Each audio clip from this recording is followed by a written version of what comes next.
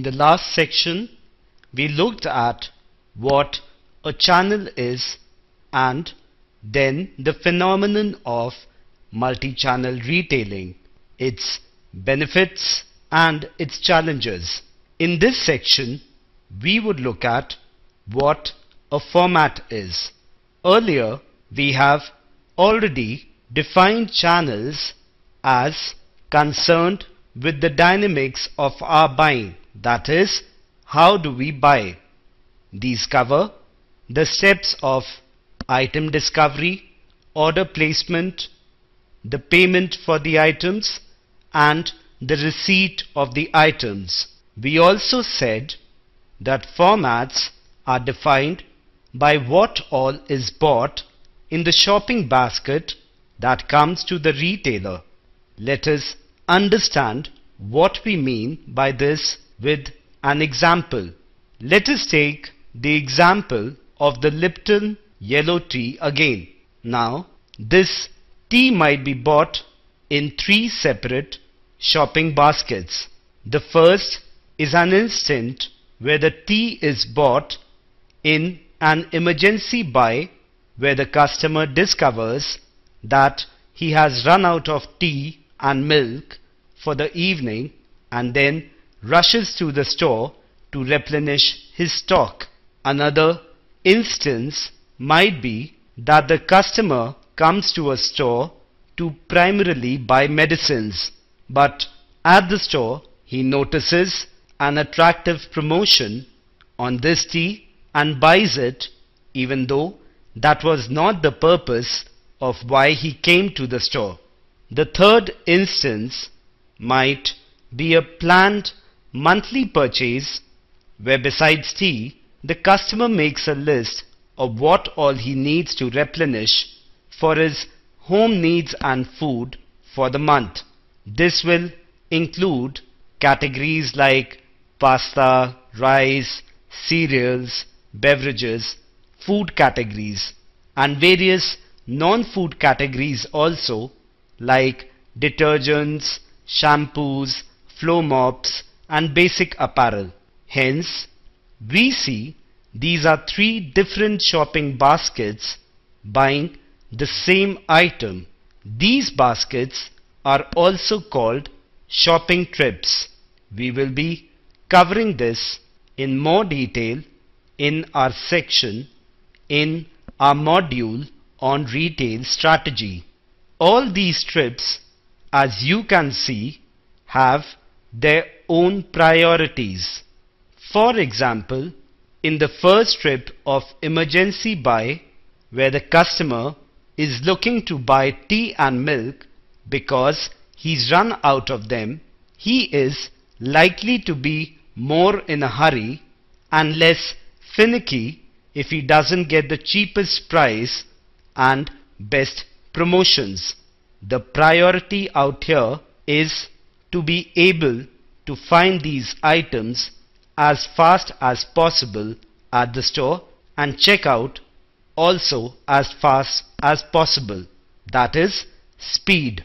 In the second instance, that is when the customer buys tea only as a supplement to his main purchase, which was drugs or medicines, the focus is on medicines. That is why the customer walked into the store to buy medicines. He would be more interested in stores offering a bigger range of these medicines and in their prices and promotions than an item like tea. Even though once he's walked into the store, he would be considering tea also, but that would not be the motive of why he walked into that store.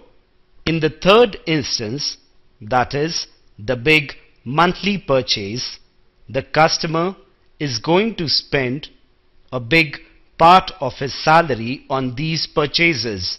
He is less likely to be in a hurry and be willing to spend more effort in searching and finding the brands he usually buys down to the flavors and variants of it. And try to find the best price and deals in all the items that he buys, because the cumulative savings matter much more to him. Hence, range and economy of the overall store matter very much in this kind of a trip. As we said, we would be looking at these shopping trips in more detail in the next module. So, how are formats related to these shopping trips? Formats are the physical realization of the way through which a retailer meets the needs of these various shopping needs of the customers, and these formats are contained within the process through which the customer buys from the retailer, that is, the channel through which the customer buys. We have already seen how formats are thus contained within channels. We saw how in a store channel some of the formats would be a hypermarket or a convenience store or a specialty store. Then in another channel, which is direct mail, which differs from the store channel in at least in the item discovery, where the customer finds the item or discovers it in magazines, newsletters, or inserts in the newspapers and orders it accordingly. The various formats would include magalogs, newsletters, and inserts. Hence, formats are contained within channels. If we go back to the example we saw earlier, here there is the store channel and there is firstly the store channel. Within this store channel, the two formats that we looked at was the convenience store or the Kirana format. The other format that we looked at was the hypermarket format, which covered Big Bazaar and Spar. The other channel that we looked at was the online channel, where there was one format of the web retailer. Hence, we see how we covered two channels and three formats contained within these channels. Now, we said that formats are physical realizations. So how do we classify formats? Classify and understand formats. If we see the format as a physical object, how do we measure its length, its width, its breadth, its weight? That is, what are the attributes that make a format? These attributes, the most primary attributes that define a format, are contained within what is called a retail mix. These contain of the elements of location of the store, the breadth and the depth of the assortment, the presentation of the format, the pricing strategy of the format, and the promotional strategy of the format. We would be covering retail mix in more depth in our module on retail mix. For our present purpose, let us classify formats on the basis of one of these elements, breadth and depth. The breadth of the assortment signifies the different kinds of categories that a retailer might keep. So what is a category? A category is a set of related items. For example, even though a size 7 Adidas Blaze-On running shoe is not the same as a size 9 Brogue from Red Tape, we know that it belongs to the same category of footwear. Note, here we are using the term category as defined by the customer loosely rather than the retailer. But the definition of what a category is differs from a retailer to retailer.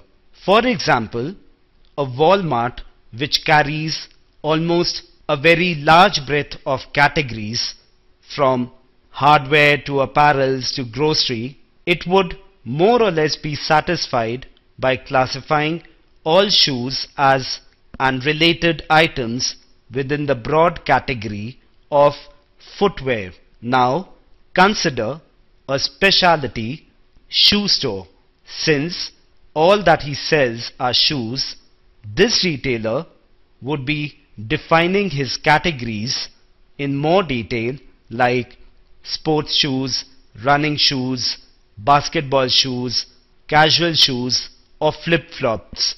So what is a category is dependent on the market that the retailer is serving. For now, we will look at categories from the customer's point of view, from the broad spectrum of everything he buys. So this was about the breadth of the assortment, that is, the number of categories that the retailer carries. Let us assume that these 6 categories are the breadth of the categories carried by our retailer. Now, the term the depth of assortment defines the number of unique items that carried within each of these categories. We have already defined these unique items as SKUs or stock keeping units. As you can see, the depth varies from category to category. As you can see, the blue category has more depth than the gray category. Now, let us assume that this is the drugstore where our customer went to buy drugs and bought Lipton yellow tea because it was on discount. Here, the blue category signifies drugs, where, being a drugstore, the store carries a bigger range within this category than the grey category, let us say tea, where it carries only a few bestsellers and promotes them heavily so that customers buy them as supplements to their main purchase of drugs. So that is what is meant by the breadth of the categories and the depth within the categories that a retailer carries. So this is what is meant by the breadth of the categories, the breadth of the assortment, and the depth of the assortment that a retailer carries. Now let us begin looking at some of the main store formats that we encounter on a daily basis, some of the main formats within the store channel on the basis of this element, the breadth and the depth of the assortment.